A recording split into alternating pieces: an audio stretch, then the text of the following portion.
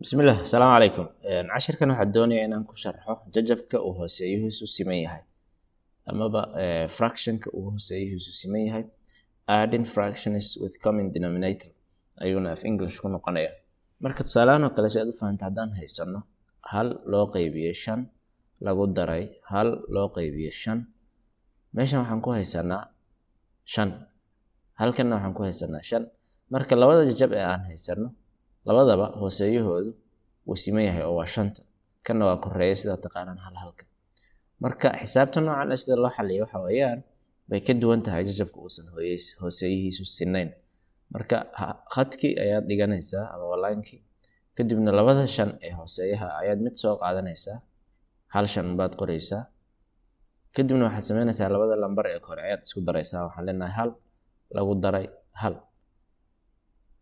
kadibna waxaad leedahay waxay la eg tahay hal lagu daray waa 2 loo qaybiyay maxay 5tii oo awal meesha ku taal marka jawaabtu sidaan ay noqonaysaa sidaan ayaana loo xaliyaa jajabka uu hooseeyihiisu siman yahay haddii aan tusaale kale soo qaadano oo aan haysano 10 loo qaybiyay 21 lagu daray 10 loo qaybiyay 21 muxuu noqonayaa 21da mid baad soo qaadanaysaa hadda 21 10 lagu daray 10 waxa ay la egyihiin maxay 10 lagu daray waa 20 loo qaybiyay 21 sida ayayna jawaabta noqonaysaa kan waxa isku darka la mid ah kala jarka oo haddii meeshan kala jar ku taalo iyo haddii isku dar ku taalo labadaba marka jajabka aad xalinayso waxa aad sameynayso waa isku mid sidii aan kan sameynayno baan sameynayna tusaale marka haddii aan haysano 6 loo qaybiyay 7 laga jaray 2 loo qaybiyay 7 waxa ay la ekaanaysaa khad ayaad dhiganaysaa labada 7 mid ayaad soo qaadanaysaa kadibna waxaad leedahay 6 lambarka koowaad ah laga jaray kan labaad ah 2 waxa uu leeyahay 4 loo qaybiyay 7 sidaas ayayna jawaabti ugu dambeysay ugu soo baxaysa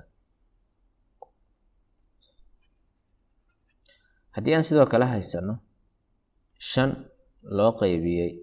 6 laga jaray 5 loo qaybiyay 6 muxuu noqonayaa labada 6 mid baad soo qaadanaysaa kadibna waxaad leedahay 5 laga jaray 5 oo la ekaanaya maxay eber loo qaybiyay 6 sida taqaanana 6 eber wax kasta oo loo qaybiyay waa un eber marka eber ayuu noqonayaa jawaabta ugu dambaysa mararka qaar waxa laga yaabaa inuu ku fududeeyo marka hadda 2 loo qaybiyay 5 oo kale ma fududeyn karno tan koobaad 2 loo qaybiyay 5 ma fududeyn karno sideedaan ku deynayna 20 loo qaybiyay 21 sidoo kale lama fududeyn karo oo lambar labadaba loo qaybin karo ma jiro marka bal aan fiirino tusaale leh in la sii fududeeyo xisaabta marka haddii aan haysto oo kale hadda 1 loo qaybiyay 4 lagu daray 1 loo qaybiyay 4 muxuu noqonayaa waxa uu noqonayaa sidii aan hore aan u baranay 4 mid baad ka soo qaadanaysaa kadibna waxaad leedahay 1 lagu daray 1 intan waxay la eg tahay 1 lagu daray waa 2 halkana waa 4 marka simplify buu ku yiri ama fududee markaad fududeynayso kow waxa laga bilaabaa 2 lagu tijaabiyo 2 ma u qaybsami karaa kor iyo hoosba marka haddii aan halkan u qaybino 2 maxay noqonaysaa jawaabta kor waxay nooga soo baxayso 1 haddii aan kan u qaybino isagana 2 maxay inoo soo baxaya 2 1 loo qaybiyo 2 lama sii fududeyn karo intaan ay jawaabta ugu dambaysa maxay noqonaysaa haddii aad sii fududeyn karto waad sii fududeynaysaa oo waad sii wadaysaa laakiin hadda kan ma sii fududeyn karno 2 kale u sii qaybi 2 kale u sii qaybi 2 kale u sii qaybi ilaa aad ka fududeynayso sidaas waad sameyn kartaa waxaad kale sameyn kartaa inaad maxay lambarka ugu weyn ee labadaba u qaybsamo aad tijaabiso hadda halkan lambarka ugu weyn ee labadaba u qaybsami kara waa maxay waa 2 haddii aan haysano sidoo kale 7 loo qaybiyay 10 laga jaray 3 loo qaybiyay 10 maxay noqonaysaa sidii aan baranay 10 ka mid soo qaado 7 laga jaray 3 waxa ay la eg tahay 4 loo qaybiyay 10 maxaan labadaba ka dhaxeeyo oo aan u qaybin karnaa 2 ku tijaabi loo qaybiyay 2 halkan maxaa iga soo baxay maxay 2 loo qaybiyay 10 loo qaybiyay 2na maxaa kaaga soo baxay 5 sidaas ayay jawaabta ugu dambaysa 2 loo qaybiyay 5 oo aan la sii fududeyn karin noqonaysa.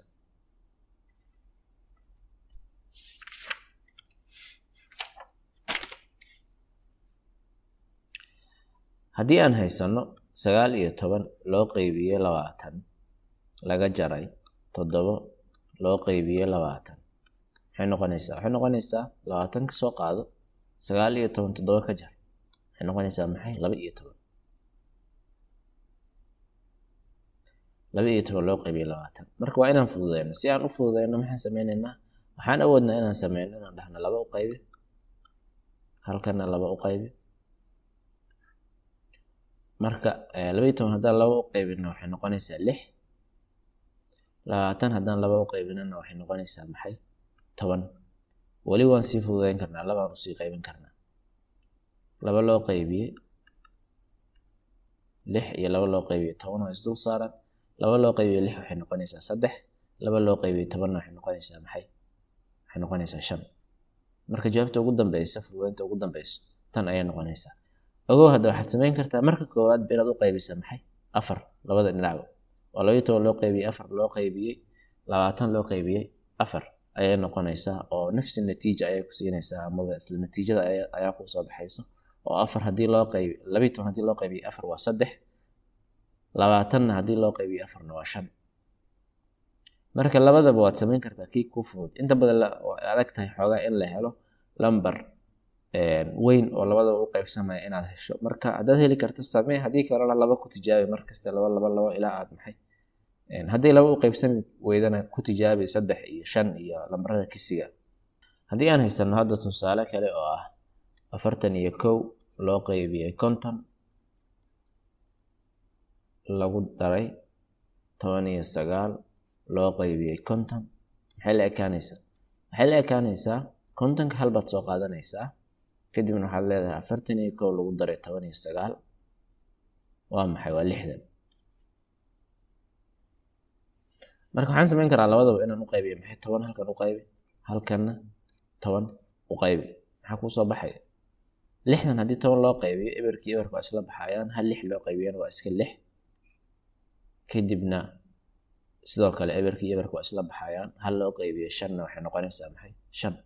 marka jawaabta ugu dambaysa ku soo baxaysa maxay saanay noqonaysaa hadii aad 2 ku tijaabisana dad 60 2 loo qaybiyo waxa ku soo baxaya 30 konton loo qaybiyay 2 waxa ku soo baxay 25 kadib waa inaad hadda lambar kale u raadiso 25 2 uga qaybin kartid marka 5 waa inaad halkan u qaybiso oo waxay noqonaysaa 6 halkan 5 u qaybiyo waxay noqonaysaa maxay 5 marka sidaasna waad sameyn kartaa tusaalaha ugu dambeeyo waxa laga yaabaa marka qaar inuu hadalku u siiyo problemka ama su'aasha oo uu ku dhaho Cali waxa uu haystaa ama uu cunay hal loo qaybiyay 8 keeg ah maalinka Isniinta ahayd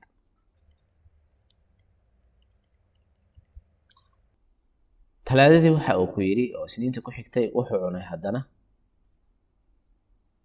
waxa uu cunay 3 loo qaybiyay 8 keeg ah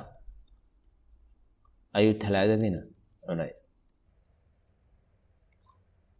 isugeyn meequu cunay marka isugeyn meequu cunay su'aashan waxa aad sameynayso waxa weeyaan maalinka Isniinta waxa uu cunay Isniinta waa maxay wuxuu cunay hal loo qaybiyay 8 Soomaa Talaadadiina wuxuu cunay 3 loo qaybiyay 8 labada baad isku daraysaa marka waxaad leedahay hal loo qaybiyay 8 oo Isniintii cunay lagu daray 3 loo qaybiyay 8 oo Talaadadii cunay 8 soo qaado hal lagu daray 3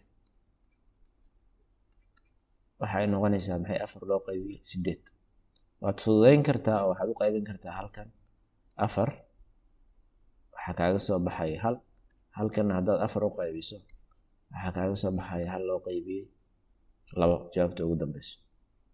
waad samayn kartaa inaad 2 ka bilowdo 2 aad u qaybin kartaa 2 ku soo baxaysa meesha 2 aad u qaybin kartaa 8 waxa ku soo baxaya 4 tan 2 u sii qaybi 1 baa ku soo baxaya 2 u qaybi halkan waxa ku soo baxaya maxay 2 oo jawaabta ugu dambeysa marka jajabka uu hooseeyihiisu siman yahay amaba adding fractions with common denominator amaba same denominator waxa uu noqonayaa sida tan cashirkanna waxaan jeclahay inaad ka faa'iideen tan iyo cashir kale. Assalaamu calaykum.